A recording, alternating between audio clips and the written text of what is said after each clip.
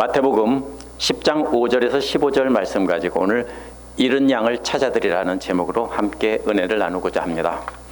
2016년 2월 26일 금요일 우리 집 고양이 하비가 사라졌습니다. 아침 10시경 뒷마당에 잠깐 내놓았는데 담밖의 숲속에서 새들이 중얼거리는 모습을 보고 6피트의 담을 넘는 담을 뛰어넘어갔습니다. 보통 때는 뒷마당에 내놓으면 앞으로 돌아와서 현관 앞에서 기다리고 있었는데 그날에는 없었습니다. 점심때도 없었고요. 저녁때가 되어도 돌아오지 않았습니다. 전단지를 만들어 돌리기도 하고 하비가 사용하던 화장실 모래도 사방에 뿌려보았습니다. 냄새나면 거기를 떠나지 않고 돌아온다고 해서요.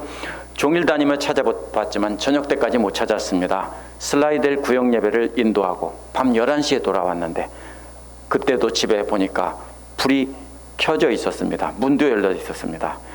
그때까지도 못 찾은 것입니다. 하비가 노는 놀이터나 밥그릇이나 물그릇 같은 것이 왜 그렇게 허전하게 보이고 쓸쓸하게 보였는지 모릅니다. 온 집안에 텅 빈 것 같았고요. 걱정이 된 아내는 점심도 안 먹고 저녁도 먹지 않았습니다. 아내가 사랑하는 하비를 아내에게 돌려주고 싶어서 그렇게 찾아다녔습니다. 어디 가서 길을 건너다가 차에 치여 죽지는 않았는지, 추워서 떨고 있지는 않은지, 왼쪽 집 담 넘어가다가 송아지만한 시베리아 허스키에게 물려 죽지 않았는지, 오른쪽 집 담을 건너다가 군견처럼 생긴 거대한 녀석에게 물려 죽지 않았는지, 하루 종일 굶고 어디 가서 뭐 하는지 제발 돌아왔으면 좋겠다는 생각을 참 많이 했습니다. 집에 들어서서 하비가 좋아하는 간식통을 두고 흔들면서 하비야 하비야 하고 조용히 불렀습니다. 첫 번째 집 지나고 두 번째 집 지나고 세 번째 집 지나는데 어디서 모기스름만하게 대답하는 소리가 들립니다. 그래서 헛소리를 들었나 보다 하고서 다시 한번 돌아서서 하비야 하고 부르니 또 모기소리만한 소리가 납니다. 자세히 소리를 따라가 보니 이웃집 창문 밑에 그 다듬어 놓은 정원수 밑에 보면 하비가 숨어 있었습니다. 녀석을 불러서 번쩍 안고 집에 돌아와 기쁨으로 아내에게 돌려주었습니다. 오늘 말씀은 하나님께서 사랑하는 양들을 잃어버리고 가슴 아파하시는 하나님의 마음으로 읽어야 합니다. 9장 36절에서 목자 없는 양같이 죽어가는 무리를 보고 창자가 끊어질 듯 마음 아파하시는 예수님의 마음과 우리가 연결해서 읽어야 합니다. 예수께서도 하나님께서 사랑하시는 양들을 보시고 하나님 마음으로 불쌍히 여기신 겁니다. 이제 길을 잃고 굶주린 채 방황하다가 맹수에게 물어뜯겨 죽어가던 양떼와 같은 사람들을 찾아서 하나님께 돌려드리라고 제자들을 파송하신 것입니다. 이 말씀을 보면서 우리는 어떻게 하면 예수님의 마음을 품고 길 잃은 양들을 찾아서 하나님께 돌려드릴지 생각해 보도록 하겠습니다. 먼저 5절에서 6절을 보면 먼저 이스라엘의 잃은 양에게로 가라는 말씀이 나옵니다. 예수님께서는 제자들을 첫 번째 전도 실습차 보내면서 제자들에게 명령하셨습니다. 그 명령은 이방 사람의 길로 가지 말라고 했습니다. 이 말은 멀리 가지 말라는 겁니다. 갈릴리 가버나움에서 북쪽이나 북동쪽으로 가는 모든 길은 다 이방인 도시로 연결되는 길들입니다. 또 사마리아 사람의 고을에는 들어가지 말라고 했습니다. 가버나움에서 남서쪽으로 내려가는 길은 사마리아를 들어가는 길입니다. 사마리아로 들어가는 길은 멀지 않으니까 멀리 가지 말고 들어가지 말라고 했습니다. 그런데 가버나움에서 북쪽이나 북동쪽이나 북쪽 해안길을 따라서 가는 길은 모두 다 이방인 도시로 멀리 가는 길입니다. 왜냐하면 갈릴리가 가장 이스라엘의 북쪽 꼭대기에 있기 때문입니다. 또 만약 사마리아로도 들어가지 말라고 한다면 제자들은 이제 갈릴리에 갇힌 셈입니다. 아무데도 갈 길이 없습니다. 제자들은 유대와 예루살렘에 가려고 해도 반드시 사마리아 땅으로 가거나 아니면 데카폴리스에 있는 이방인 지역으로 통과하지 않으면 예루살렘이나 유대 지방에도 갈 수가 없습니다. 이제 제자들은 꼼짝없이 갈릴리 안에 갇힌 셈입니다. 그렇다면 예수께서 말씀하시는 이스라엘의 잃어버린 양이란 말은 북쪽에 있는 갈릴리 사람들을 말하는 것입니다. 유대 사람들의 관점에서 갈릴리 사람들은 잃은 양입니다. 특별히 갈릴리 사람들 중에서 유대교 지도자들에게 쫓겨난 세리와 죄인들이 예수께서 말씀하시는 길을 잃은 이스라엘의 양들입니다. 초점은 길을 잃은 양떼라는 말에 있고 이스라엘이라는 말에 있지 않습니다. 왜냐하면 예수께서 제자들에게 갈릴리 밖으로 나가지 말라고 했기 때문입니다. 그러면 유대와 예루살렘에 있는 양들은 길을 잃은 양들이 아닙니다. 지금 이 시점에서 예수님이 말씀하시는 갈릴리 사람 중에서 죄인으로 정죄받아서 유대교 공동체 밖에 쫓겨난 버려진 사람들이 바로 길을 잃은 양떼들입니다. 길을 잃은 양떼나 들판에 베어져서 버려진 추수할 곡식이나 모두 다 같은 사람들을 가리킵니다. 보호해주는 사람이 없어서 늑대에게 물어뜯겨 영적으로 죽어가는 사람들이 바로 제자들이 즉시 가서 거두어 드려야 할 곡식단들입니다. 그리고 길 잃은 양떼들입니다. 어째서 이런 명령을 하셨을까요? 부활하신 예수께서 마태복음 28장 19절에 보면 모든 족속으로 제자를 삼으라고 하셨습니다. 사도행전 1장 8절에서도 예루살렘과 유대와 사마리아까지 땅끝까지 증인이 되라고 하셨습니다. 그런데 어째서 여기서는 갈릴리 밖으로 나가지도 말고 갈릴리에서만 복음 전하라고 합니까? 예수님도 손바닥 뒤집듯이 말을 금방 뒤집는 사람입니까? 예수님 말씀은 사마리아나 이방 지역 선교를 금지한 것이 아닙니다. 이 말은 소외된 지역인 갈릴리에서 먼저 복음을 전하라는 것이고 사마리아와 이방인의 땅은 나중에 전하라는 뜻입니다. 특별히 이 말은 이방인과 사마리아인들은 아직 익은 곡식이 아닙니다. 그래서 때가 되지 않았기 때문에 나중에 거두라는 것입니다. 그러면 지금 특별히 하나님의 양떼들 중에서 길을 잃고 쓰러져 죽어가는 양떼들을 빨리 구해서 하나님 품에 안겨드리지 않으면 그들은 죽게 된다는 것입니다. 시급한 일이기 때문에 갈릴리 밖으로 나가지 말라고 한 것입니다. 제자들은 앞으로 갈릴리 밖으로 나가서 땅끝까지 복음을 전하게 될 것입니다. 예수님의 뜻은 9장 37절에서 추수할 것은 많은데 일꾼이 적다는 말에서 찾아야 합니다. 추수할 것이란 베어진 채 들판에 놓여져 있고 아직 거두어지지 않은 것을 곡식단을 말합니다. 그것이 바로 어떤 것이냐면 예레미야에서는 시체가 쓰러져 있는 것과도 같은 장면입니다. 그렇게 죽어가는 사람들을 거두어서 하나님 품에 안겨드리라는 것입니다. 추수할 것이란 9장 36절에서 또 목자 없는 양 같은 사람을 가리키는 비유입니다. 둘 다 똑같은 비유입니다. 물론 모든 유대인들이 로마 제국의 통치 아래서 고생하고 있었기 때문에 모두가 메시아가 나타나서 구원해 주길 바랐습니다. 그러나 메시아를 더 간절히 바랐던 사람들은 갈릴리, 소외된 갈릴리 중에서도 공동체에서 쫓겨난 버려진 사람들입니다. 예수께서 주로 갈릴리에서 지상사역하신 것도 바로 그 이유입니다. 인구 밀도가 가장 높은 데다가 버려진 사람들이 가장 많은 곳이기 때문입니다. 예수께서는 길을 잃고 방황하다가 죽어가는 하나님의 양떼를 찾으러 가라고 제자들을 보내시고 있는 겁니다. 하나님께서는 이들이 돌아오기를 간절히 기다리고 있습니다. 마치 제 아내가 하비가 돌아오길 기다리는 것처럼 그렇게 생각하며 이렇게 예수님께서 제자들을 파송하신 것입니다. 갈릴리에는 길을 잃고 방황하다 죽어가는 하나님의 양들이 정말 많았습니다. 그래서 예수께서 지상사역 기간 동안 주로 갈릴리에서만 사역하신 겁니다. 갈릴리에 목자 없는 양들은 하나님 말고는 의지할 것이 아무것도 없었습니다. 이들은 한시바삐 하나님께 돌려드리지 않으면 곧 숨이 끊어질 사람들이었습니다. 실제로 죽는다는 뜻이 아니라 영적으로 죽는다는 뜻입니다. 한시바삐 하나님께 돌려드려야 할 양떼들입니다. 하나님께서 사랑하는 양떼들이 죽어가고 있고 하나님께서는 그들이 하나님 품에 돌아오기를 간절히 기다리고 계셨습니다. 그래서 예수께서는 그 사람들을 찾아 하나님 품에 돌려드리게 하려고 제자들을 파송하셨다는 것을 우리가 알고 읽어야 합니다.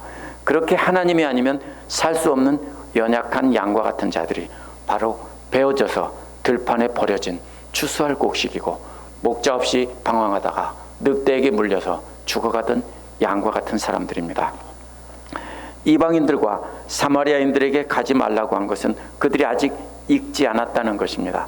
예수께서 이미 베어져 들판에 놓여있는 곡식을 거두오라고 했습니다. 근데 아직도 읽지도 않은 채 똑바로 서 있는 청보리를 배워왔다면 아무리 열심히 일해도 이게 뭔 엉뚱한 짓이냐고 혼나기만 하는 것입니다. 읽지 않은 보리는 기다려야 합니다. 지금은 예수님 명령하신 대로 갈릴리에 길 잃은 양들에게만 가라는 것이 우선 시급한 문제라는 것이지 유대인들에게만 복음 전하라는 뜻이 절대로 아닙니다. 바울도 선교하러 다닐 때 먼저 유대인의 회당에 가서 여러분이 메시아를 기다리고 있지 않느냐고 물었습니다. 그리고 그분이 바로 너희가 죽인 예수라고 했습니다. 그들이 바로 하나님의 길을 잃은 어린 양들이었기 때문입니다.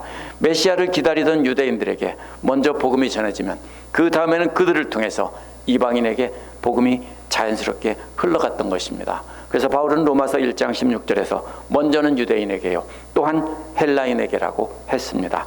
하나님께서 기르시며 사랑하시던 양떼들 중에서 길을 잃고 죽어가는 양떼를 찾아서 하나님께 돌려드리라는 것이 매우 시급한 일이었기 때문입니다. 새로운 양떼를 입양하는 것은 그 다음의 문제입니다. 7절에서 8절은 그렇기 때문에 가서 선포하고 보여주라는 것입니다. 양을 어떻게 찾아오는지를 알려주신 겁니다. 길을 잃은 양을 발견했다고 해도 하나님께로 강제로 끌고 갈 수는 없습니다. 만약에 그렇게 한다면 하나님께서 능력이 없어서 강제로 끌고 오지 못하는 것이 아닙니다. 하나님이 능력이 없어서 그들을 돌아오지 못하게 하는 게 아닙니다. 만약 하나님을 대적하고 떠나고 아버지를 대적하고 떠난 탕자처럼 그렇게 떠난 자들을 강제로 마음을 하나님이 바꿔서 돌려놓는다면 그것은 하나님 기뻐하실 일이 아닙니다. 하나님은 탕자처럼 스스로 회개하고 하나님 품에 돌아와 안기기를 기다리고 있는 것입니다. 그래서 예수께서는 이스라엘의 길 잃은 양들에게 먼저 가서 하나님 나라가 가까이 왔다는 것을 선포하라고 하신 겁니다. 이는 하나님 품으로 돌아오라는 말을 전하라는 것입니다. 5장에서 7장을 보면 예수님께서 4명의 제자를 먼저 뽑으신 뒤에 시범을 보이실 때도 먼저 하나님 나라를 선포하시며 하나님 나라가 가까이 왔다는 것을 알리셨습니다. 하늘나라는 하나님께서 직접 다스리시는 나라입니다. 그 나라가 가까이 왔으니 어서 빨리 하나님 품으로 돌아오라고 말로 선포하신 겁니다. 말로 선포하신 다음에 해야 될 일이 8절에 나옵니다. 먼저 병든 자를 치료해주고 죽은 사람을 살리라고 했습니다. 병든 자나 죽은 자나 똑같이 육체적인 질병을 앓고 있는 사람입니다. 죽은 자는 병든 자가 조금 시간이 지나서 고칠 때를 놓친 것뿐입니다. 따라서 병들어 죽어가는 자나 이미 병들어 죽은 자나 그 사람들을 살리라는 것입니다. 죽었냐 아니면 죽어가고 있느냐의 차이입니다. 그런 사람들을 고쳐주고 살려줘서 하나님 나라가 가까이 왔다는 것을 눈으로 보게 하라는 것입니다.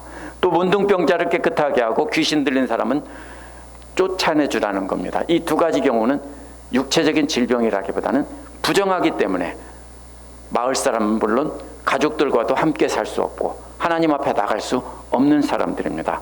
그래서 문둥병자는 깨끗하게 하고 더러운 귀신 들린 사람은 더러운 귀신을 쫓아내서 정결하게 해주라는 것입니다. 그래서 이런 사람을 다시 공동체와 신앙 공동체와 가족들에게 돌려줘서 하나님을 예배할 수 있게 하라는 것입니다. 이렇게 말씀을 선포하고 기적을 통해 치유하고 깨끗하게 해주면 고맙다고 인사를 받기 마련입니다. 그런데 우리가 실수하기 쉬운 것이 바로 고맙다는 인사로 대가를 받는 것입니다. 그리고 당연하다고 생각하는 것입니다. 그러나 성령의 선물은 우리도 거저 받았으니 우리도 거저 주어야 한다는 것이 원칙입니다. 하나님께서 거저 주신 은혜를 마치 우리의 소유인 것처럼 나눠주고 행세를 하는 것은 우리가 하나님이 되는 것입니다.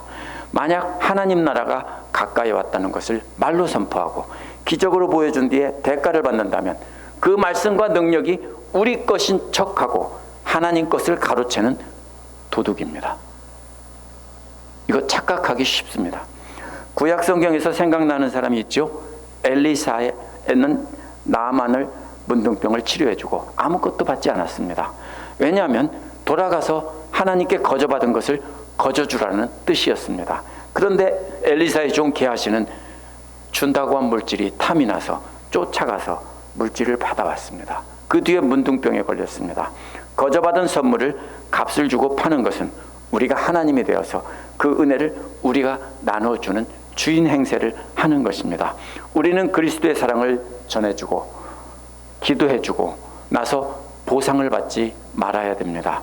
우리가 흔히 상처받는 이유는 우리가 그리스도의 사랑을 베풀었는데 왜 아무도 알아주지 않느냐, 왜 아무것도 돌아오지 않느냐, 그런 때입니다. 서운하게 생각합니다. 나는 이만큼 해줬는데 왜 아무것도 고맙다고 하지도 않고 보상도 돌아오지 않느냐 생각하는 겁니다. 그러나 우리가 그렇게 생각하는 순간 우리는 이미 하나님의 자리에 앉아 있습니다. 우리가 했다라고 생각하는 겁니다. 우리가 하는 봉사나 섬김은 모두 하나님께서 주신 것을 감사해서 나눠주는 것입니다. 절대로 그렇게 하면 안 됩니다. 우리도 거저받은 하나님의 은혜를 거저주고 아무것도 바라지 말아야 합니다. 그러면 상처될 것이 아무것도 없습니다. 그것이 바로 하나님의 잃은 양을 찾아 나서서 돌아오라고 하는 종의 자세입니다. 9절에서 15절은 그렇게 할 때 주의사항이 나옵니다.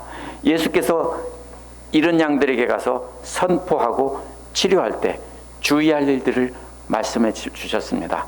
이러한 주의사항은 일반적인 전도나 선교할 때 적용할 수 있는 것이 아닙니다. 이는 제자들이 살던 갈릴리 지역에 익은 곡식을 거두러 갈 때 주의사항입니다. 더구나 이는 제자들의 첫 번째 실습이라는 것에 초점을 두며 읽어야 합니다. 전대 금화도 은화도 동전도 가지고 다니지 말라고 했습니다. 이것은 돈을 갖고 다니지 말라는 뜻이 아닙니다. 이미 전대에 돈이 들어있으면 그냥 가라는 겁니다. 근데 여기서 이것을 구하지 말라는 뜻입니다. 얻거나 구하지 말라는 겁니다. 전도 여행을 가야 되니까 돈을 구해야 되겠다고서 어떻게 마련할까? 세간을 팔아서 갈까? 이렇게 구하지 말라는 겁니다. 그냥 전대에 얼마가 있든지 그냥 가라는 뜻입니다. 이것은 여행 가방을 꾸리고 돈을 많이 준비해서 가지 말라는 뜻입니다. 왜냐하면 멀리 가지 않고 바로 이웃 동네로 갈 것이고 갈릴리에서 하나님의 잃은 양을 찾아서 하나님의 품에 돌려드리는 일을 통해서 하나님의 마음을 배울 것이기 때문입니다. 속옷 2벌을 가지지 말라고 했는데 속옷은 당시 사람들이 입고 있는 것이 속옷입니다. 지금 다 속옷 입고 계세요. 그 당시 사람들은 우리와 같은 속옷을 입지 않았습니다. 입고 일하고 평상복이 속옷입니다. 그럼 겉옷은 뭡니까? 코트 같은 것입니다. 멀리 갈 때 커다란 천으로 된 것이고 겉옷은 이불로 쓰고 그러는 것입니다. 여행자들이 보통 다닐 때는 다 속옷만 입고 다녔습니다. 그래서 속옷은 혹시 오늘 속옷 2벌 갖고 온 분 계세요? 아무도 안 계시죠? 보통 때는 우리는 옷을 2벌 갖고 다니지 않습니다. 그래서 속옷 2벌을 갖지 말라고 한 겁니다. 2벌을 가질 때는 딱 한 경우입니다. 멀리 여행을 할 경우입니다. 그래서 장거리 여행을 하지 않을 것이니까 옷을 더 준비할 필요 없다는 것입니다. 신발도 갖지 말라는 것은 맨발로 가라는 뜻이 아닙니다. 그냥 신고 있는 신발 그냥 가고 가다가 떨어질지 모르니까 여벌 신발을 준비하지 말라는 뜻입니다. 지팡이는 멀리 여행할 때 사나운 맹수들을 쫓을 때 쓰는 것입니다. 사막을 지날 때 특별히 쓰는 것입니다. 그런데 지금 갈릴리에 사람들이 많이 사는 지역에 다닐 것이기 때문에 지팡이는 필요 없다는 것입니다. 맹수를 쫓을 필요가 없기 때문입니다. 공연히 집만 되기 때문입니다. 이 모든 것은 다 멀리 여행하지 않을 것이니까 그냥 있는 대로 평상복 차림으로 그냥 가, 이 말입니다. 하지만 단순히 멀리 가지 않기 때문에 그렇게 말씀하신 것은 아닙니다. 10절 끝에 보면 일꾼이 자기 먹을 것을 얻는 것이 마땅하다고 했기 때문입니다. 여기서 먹을 것은 복음을 받아들이는 사람들이 다 준다는 것입니다. 그러나 먹을 것만 말하는 게 아닙니다. 혹시 다른 것이 필요하더라도 다 그 사람들이 준다는 것입니다. 친구 집에 갔는데 나 오늘 깜빡하고 칫솔 안 갖고 왔는데 갑자기 하룻밤을 머무겠댔어요. 네 칫솔 좀 빌려주면 안 빌려주겠죠? 새 거 하나 주겠죠? 바로 그런 뜻입니다. 그러니까 특별히 준비해 가지 말라는 뜻입니다. 요세푸스의 기록에도 보면은 모든 도시에서 동료 에세네파 사람들에게 환대받을 것을 기대하고 에세네파 사람들은 여행 다닐 때 식량을 갖고 다니지 않았다라고 했습니다. 고대 근동 사람들은 손님을 환대하는 것이 또 안전하게 보호하는 것을 의무로 생각했습니다. 창세기에서 롯이 자기 집에 온 손님을 보호하기 위해 자기 딸이라도 내놓겠다고 한 것도 역시 손님을 지키기 위한 것이지 아버지가 정신 나간 것이 아닙니다. 예수님의 제자들 역시 잃은 양 중에서 말씀과 기적을 통해서 하나님께 돌아온 하나님의 자녀들에게 영접을 받을 것이니까 음식을 갖고 다니지 말고 아무것도 갖고 다니지 말라고 한 것입니다. 그렇게 준비 없이 전도여행을 떠났을 때 어떤 사람에게 환대를 받을 것인가 구별하라는 것이 11절입니다. 어느 도시나 어느 마을에 들어갈 때 그 안에서 합당한 집을 찾아내라고 했습니다. 찾아낸다는 말은 자세히 조사한다는 말입니다. 시편 4절 5절에서 여호와께서 감찰하신다고 할 때 쓴 말입니다. 그렇기 때문에 이 말은 누가 돈 좀 있는지, 누가 괜찮은 집인지, 누구 집이 편안한지 이것을 조사하라는 뜻이 아닙니다. 다른 것 보지 말고 그 사람의 마음을 보라는 것입니다. 속마음을 하나님께서 마음을 감찰하는 것처럼 그들의 속마음을 감찰해 보라는 것입니다. 그 사람이 과연 우리 말씀을 듣고 우리가 전하는 말씀을 듣고 진짜로 하나님께 돌아왔는지 아니면 믿음을 자랑하기 위해서 하나님께 돌아온 척하는지 그 마음을 조사해 보라는 것입니다. 그렇게 조사해서 그가 진정으로 하나님께 돌아온 양이라는 것이 확인되면 그 집에 들어가라는 것입니다. 그런데 그렇게 밖에서 조사해서 들어가도 되겠다고 했을 때 들어갔다면 그곳을 떠날 때까지 그 집을 떠나지 말고 거기서 계속 머물라는 것입니다. 이는 그 동네에서 하나님을 더 많이 신뢰하고 재산도 많고 편안한 장소를 제공할 것 같은 사람이 나타나서 자기 집으로 오라고 해도 가지 말라는 것입니다. 이는 마치 이런 것과도 같습니다. 우리 교회 어떤 목사님이나 선교사님이 갑자기 방문하셨는데 머물다 갈 곳을 어느 집사님이 김 집사님이 제공했습니다. 근데 오 집사님이 우리 집이 더 좋다고 우리 집으로 오라고 이렇게 해서 하면은 옮기면 안 된다는 겁니다. 왜요? 두 사람 다에게 상처를 줄 가능성이 매우 높습니다. 고대 이스라엘에서 한 곳에 머물다가 다른 집으로 옮기면 그 집 주인에게는 수치가 되는 것입니다. 그러므로 불편해도 참고 끝까지 견디라는 겁니다. 이런 말과도 같습니다. 우리 동네에 새로 이사 오신 분이 우리 교회 몇 달 나오다가 이웃 장로교회가 좋아 보여서 옮기는 것과도 같습니다. 그런 일이 벌어지면 우리 교회는 어떻게 됩니까? 우리 교회는 나쁜 교회고 저 교회는 좋은 교회인가 보다. 그러면 우리는 수치를 느끼는 것과도 같은 것입니다. 마치 그렇기 때문에 교회나 거처할 집이나 하나님을 신뢰하는 집이나 교회인지 미리 조사해보고 자기가 합당한 곳인지 알고 들어가야 되고 한번 들어갔으면 거기는 내 가족이니까 내 형제이니까 나오면 안 된다는 겁니다. 혹시 가족의 집에 동생네 집이나 형님네 집에 들어갔다가 집이 불편하다고 옆집 혹시 이웃집 아저씨네 집으로 이사 갈 분이 있어요? 그렇게 하면 안 된다는 겁니다. 왜냐하면 하나님 안에서 이제 사랑하는 형제자매가 되었기 때문에 불편해도 지지고 볶고 싸워도 그냥 그 자리에 머물러 있으라는 겁니다. 교회도 그렇고 가정도 그렇습니다. 우리는 그렇게 해야 되는 것입니다. 우리는 마음대로 움직이면 안 되는 것입니다. 이러한 집들은 목자가 없어 큰 상처를 받고 쓰러져가는 양떼들의 경우입니다. 그런 사람들이라고 해서 제자들이 전하는 말씀을 무조건 받아들이는 것은 아닙니다. 그들 중에도 하나님께서 간절히 기다리시니 하나님께로 돌아오라고 해도 듣지 않고 거부하는 자들이 있습니다. 길 잃은 양들에게 복음을 전해도 대적하는 자들이 반드시 있다는 겁니다. 그렇기 때문에 어떤 집에 들어갈 때 평화를 빈다고 인사를 하라는 겁니다. 그러면 그 사람들은 그 사람의 태도에 따라서 우리가 어떻게 해야 되는지 나와 있는 것이 13절입니다. 그 집이 평화를 누리기에 알맞으면 너희가 비는 평화가 그 집에 있게 하라는 겁니다. 만약 그 집이 평화를 누리기에 알맞지 않으면 그 평화가 너희에게 돌아오게 하라는 겁니다. 있게 하라는 말과 돌아오라는 말은 명령이기 때문에 개역처럼 번역하면 안 됩니다. 제자들이 평화를 누렸는데 제자들을 받아들이면 그대로 평화가 그 집에 머물게 놔두라는 것입니다. 만약 그 집이 거절하면 낙심하고 정죄하고 나쁜 놈들 하지 말고 그냥 그 평화를 도로 내놓으라고 해서 찾아가지고 돌아오라는 것입니다. 도로 찾아온다는 것은 그 평화가 평화를 빈 사람에게 돌아오게 한다는 것입니다. 그렇다고 거절한 사람을 저주하라는 뜻은 아닙니다. 선포한 평화를 그냥 거두어들여서 돌아오라는 겁니다. 손해본 게 없습니다. 그렇죠? 우리가 평화를 주었는데 그 평화에 그 사람이 받아들이지 않았으면 그 평화가 머물면 손해입니다. 돈 안 받고 물건 판 것과 같습니다. 그런데 그 사람이 거부하고 안 산다고 했으니까 그럼 하나님의 평화 도로 내놔 해서 그냥 찾아오면 된다는 겁니다. 14절에 보면 누구든지 제자들이 전하는 복음을 거절하거나 듣지 않으면 그 집이나 그 도시를 떠날 때 발에 묻은 먼지를 떨어버리라고 했습니다. 먼지를 떠는 것은 이방인들이 지역에서 유대인들이 돌아올 때 하는 것입니다. 성전에 들어갈 때도 했습니다. 무슨 뜻이냐면요, 거룩하지 않은 곳에서 거룩한 곳으로 들어갈 때 거룩하지 않은 것을 털어버리고 더 이상 상종하지 않겠다는 뜻입니다. 그렇다면 이제 거절한 자들도 이방인과 같이 상종 못할 더러운 자들 여기고 흙의 먼지를 신발을 털으라는 것입니다. 예수 그리스도의 복음을 받아들이는 사람만이 진정한 거룩한 하나님의 백성이니 거절하는 사람 집은 부정한 곳이고 다시 그곳으로 가지 말라는 것입니다. 그러나 우리가 그런 사람들을 직접 저주하거나 원망할 필요가 없습니다. 예수께서 뭐라고 했습니까? 내가 진정으로 너에게 말한다라고 하시면서 소돔과 고모라 땅이 심판날의 그 도시보다 견디기 쉽다고 하셨기 때문입니다. 소돔과 고모라는 하나님의 심판을 받아 완전히 멸망한 도시입니다.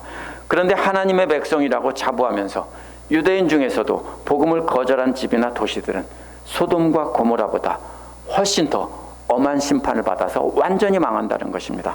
따라서 우리가 전한 복음을 거부한 사람들은 하나님께서 심판할 것이니 우리는 심판하지 말라는 것입니다.